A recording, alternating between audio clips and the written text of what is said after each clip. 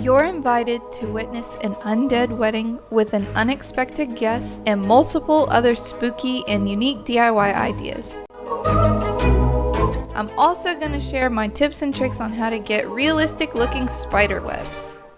Sarah agreed to let me take her off her original position on the porch swing because she's getting married, and Victor was just ready to have this shovel removed. This is a big deal to them because 1 hour before their wedding, they were both tragically murdered, not ever knowing who or why they were killed. However, fate was still on their side because they found each other in the afterlife, and their love grew even more than before.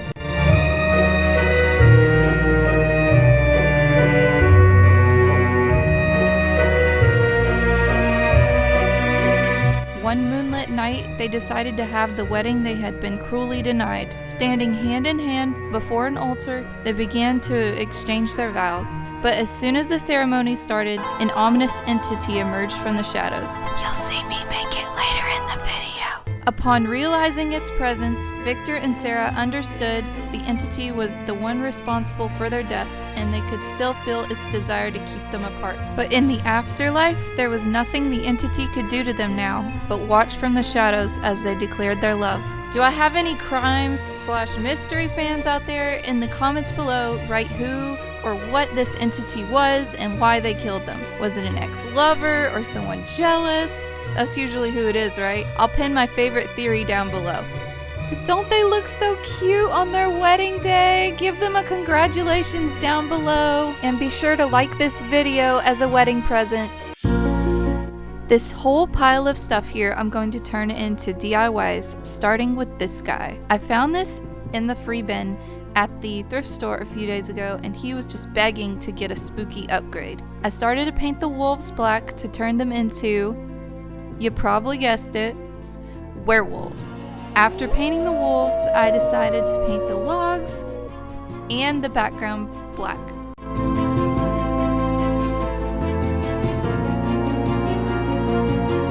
And then, to make them freakier, I decided to paint the werewolves some red eyes. I wasn't feeling this white bark, so I decided to just take it outside and spray paint it all black.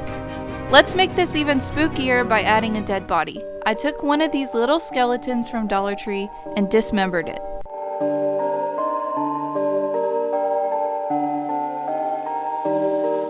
I then made the coloring a little bit more realistic by smearing brown and black paint on it and wiping away the excess. Once they looked pretty realistic, I started laying the bones in piles all over the place and hot gluing them down.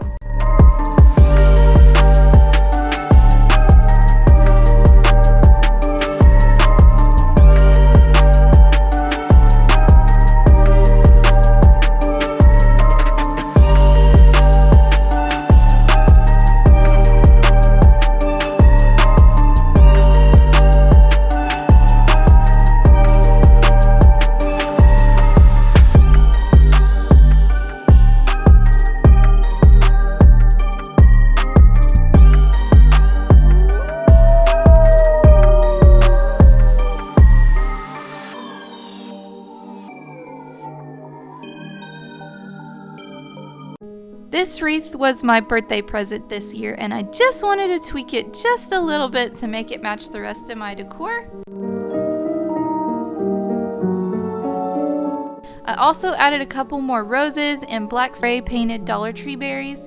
I then had to make over this skull really quick. So I added some more black paint to it using the same technique from earlier.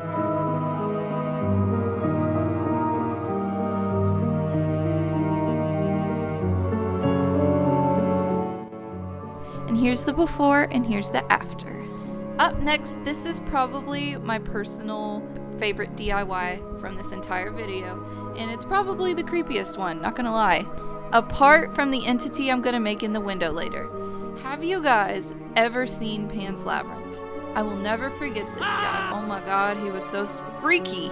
And I was pretty small when I watched that movie for the first time, and he still freaks me out as an adult. Well, anyways, he was the inspiration behind this DIY. This is a Dollar Tree hand I've had for a few years, and I cut the finger joints and hot glued the fingers into a more realistic position. I then took some stain with poly mixed in it I had on hand to give it better coloring, and then the fun begins. We're going to take some toilet paper and apply stain on top of it to corpse it. This is actually pretty relaxing, and 100% recommend doing this if you're bored or just need a brainless activity to do.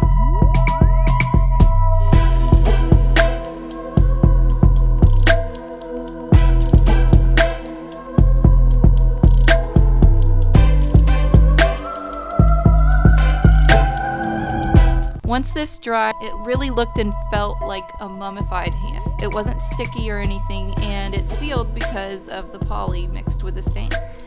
You could stop right here, but again, I wanted to channel this guy, so I got some Dollar Tree acrylic nails and hot glued them on the tips of the fingers. I cut them into points to look more, creature-esque. Now, let's add an eye to the palm of his hand. I used a Dollar Tree eyeball. I hot glued the half on the palm and then corpsed some skin around the eye.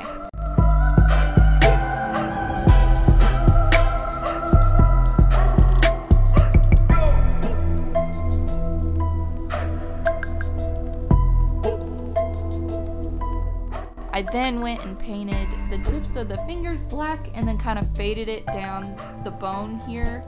And here it is, all done. He's so creepy and holds his own on my little shelf here in my kitchen. I had him laying on his side like this, but I really like him standing up like this. What do you guys think? Also, should I paint him or leave him as is? Let me know.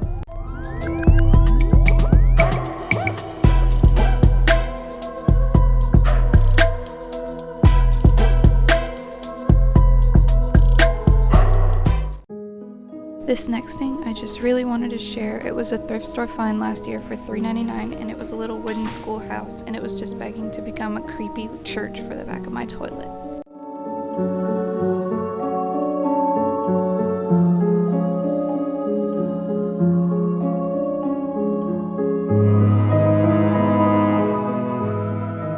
Let's move on to my skeleton sconces, but first we need to give the skulls a makeover. I've been meaning to do this for years, I've never got around to it.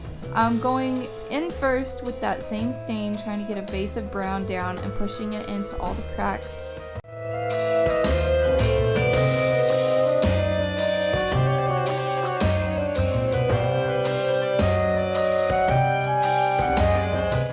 And then I went in with some black paint, wiped it away, the excess, until I was happy with it. I tried to make each one a little bit different, depositing different colors in different areas.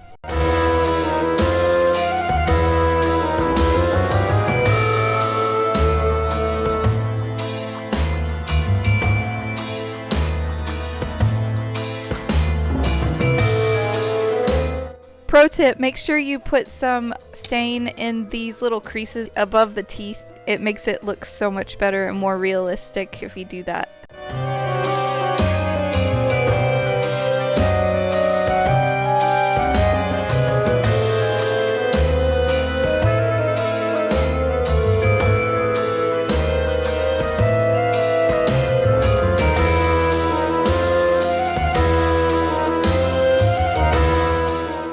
Just look how much better they look. I had to put a piece of cardboard in between the gaps so they stop falling backwards, and that's them, but I really need to fix the spider web. I always get so many compliments on my spider webbing, and I'm gonna share all my tips and tricks that I use to make it pretty realistic. It really just comes down to 2 rules. Rule number 1, make it super thin. Just keep pulling and spreading it out until it's super thin, and then just lay it across whatever you're webbing and pull it.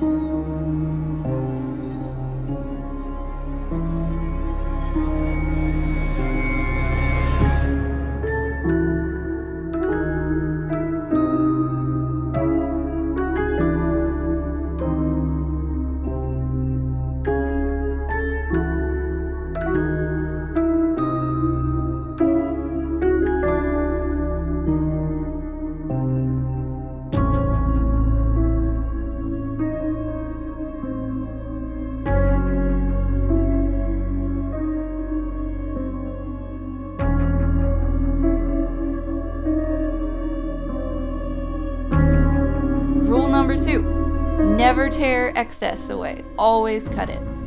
And if you follow these 2 rules, your spiderweb should look pretty good. Last but not least, we're gonna make the murderer entity in the window. I actually did get inspiration for my guy from a short. I'll link it in the description below. So I had this mask in my Halloween's past costume bin, and I took some long gray creepy cloth.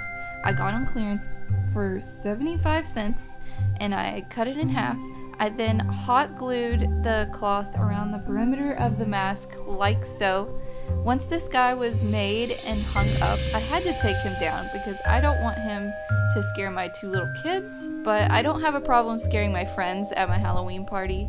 For 3 years now, I have scared at least 1 or 2 of my friends with something creepy, and I think this guy will be perfect hanging up somewhere in my bathroom to really freak someone out. I took that other half of the eyeball from earlier and I hot glued it inside the mask, and then I took this LED color changing light from Dollar Tree and I placed it in the eye half. Here's him from behind and here's him from outside. It looks like it's always following you,